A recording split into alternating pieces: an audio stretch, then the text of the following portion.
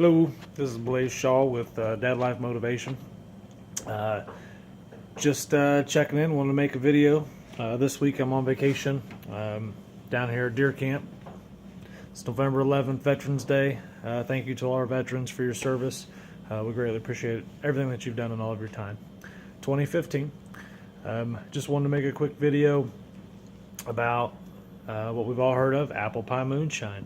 I have my own variation that I wanted to share that somebody showed me a couple years ago that I thoroughly enjoy. Works great for gifts.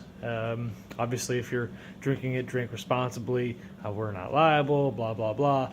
But everybody practice best judgment. But either way, a great favor to give people and to share with family and friends for special times. And to me, I think it means a little bit more when when you make it or somebody you know makes it and you get it as a gift. So here we go. A couple of little things. It's a very simple batch, relatively inexpensive. Obviously, it does cost money. So bear with me here. I'm going to share some little things here and there. Again, of how I do it. I don't think there's a real wrong way, a right way. However you do it, great. If you got tips, feel free to email me or call me or text me or something and let me know. I hear all different kinds of ideas of what people do and how they make it. I like to hear it all and I like to try it. So bear with me here. So yeah, and if you hear a little bit of tapping in the background, sorry, there's a bird or something up there just kind of pecking away. So here we go. I've actually already made our batch. We made it last night when we came out of the woods. So it's already pretty much ready. I actually just put everything into it. I'm just kind of jarring it up now. I just figured I'd do this real quick while I can, so hopefully it won't take too long. But the way that I do it is I go to Walmart, like everybody else, or wherever. You get a gallon of apple juice, just regular old apple juice. I hear that some people use the frozen stuff, the non-concentrate, whatever the case is. I think I've heard anywhere from 4 to 6 cans of it. But I use a jug of just regular apple juice. Got to get your apple cider.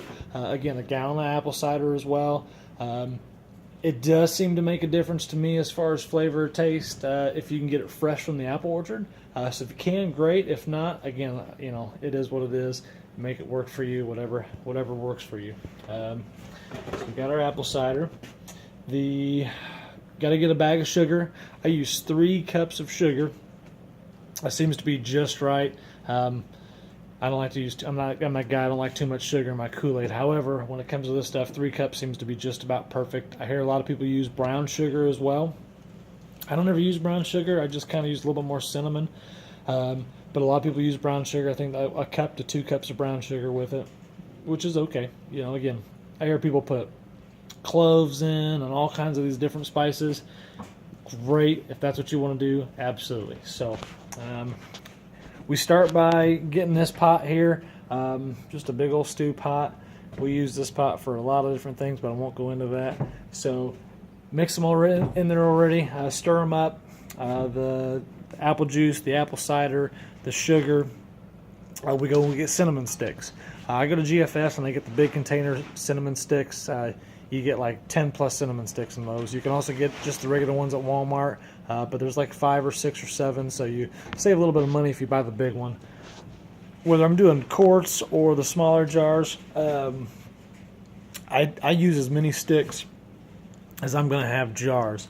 That way, after I finish everything and I save a stick, I can put a stick into each jar. So what we'll do is you put it all in there together, the fluids, the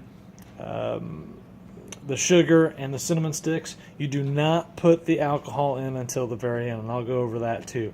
But wait to put the alcohol in. So get everything in there. You bring it up to a boil. It's going to vary based on your stove. Here and wherever I am, usually about an hour to an hour and a half. 115 is pretty solid. Bring it to a real high boil. And once I get it to a real high boil, I back it down a little bit. I make sure that I stir this thing every 5 to 10 minutes at a high boil, probably every 5 minutes, because what will happen is that sugar and everything at the bottom will just kind of caramelize and it'll stick to the bottom. So again, just stir, stir, stir. Once it comes to a roll boil, after I've backed it down a little bit, I put the lid on it, about every 15 minutes, 10 if I can, but that seems to be good enough. I hear people say that they let it simmer or roll for 24 hours. I don't do that. Maybe there's another method or way that somebody else, has a reason why they do that.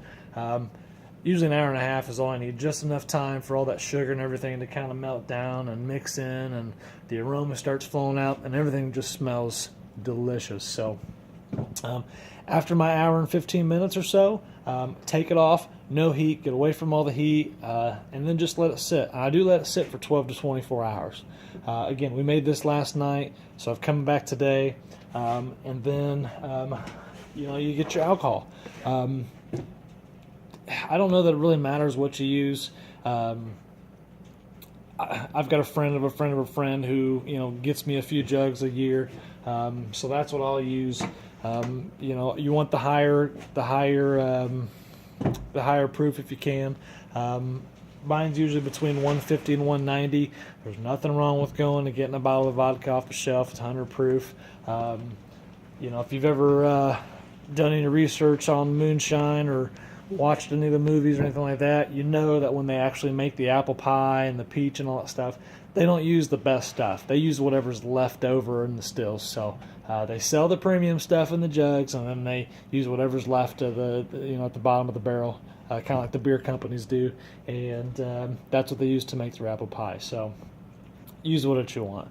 I'm fortunate enough that I can get some stuff that and who knows what it really is. Maybe it is just Everclear in a bottle, but it's kind of a neat for story either way. So after it's all cooled down, then you mix in the alcohol. Real quick, when it's done boiling, take your cinnamon sticks out. Like when you take it off and you're letting it sit for the night, take your cinnamon sticks out while they're warm and go ahead and put them in the jars and seal them up. The aroma fills in the jar, gets into the lid, and it helps it helps the life expectancy for the cinnamon sticks. So don't add your alcohol until it's cooled down. Once it's cooled down, if it's too hot when you put it in, they say that the alcohol will evaporate out. So then your proof consistency goes down a little bit. So you want it to taste good, but you also want it to kind of pack a punch. Again, drink responsibly, be safe, and really that's pretty much it. So we let it sit, mix the alcohol in, spin it all up, and then we'll go through and we start jarring it up. I try to let it sit for about a week or so before I start giving it out. But really once you put the alcohol in it, it's pretty much ready to drink. But they say the longer it sits, then, Either way, I hope you enjoyed this video, and give me a thumbs up. Thanks.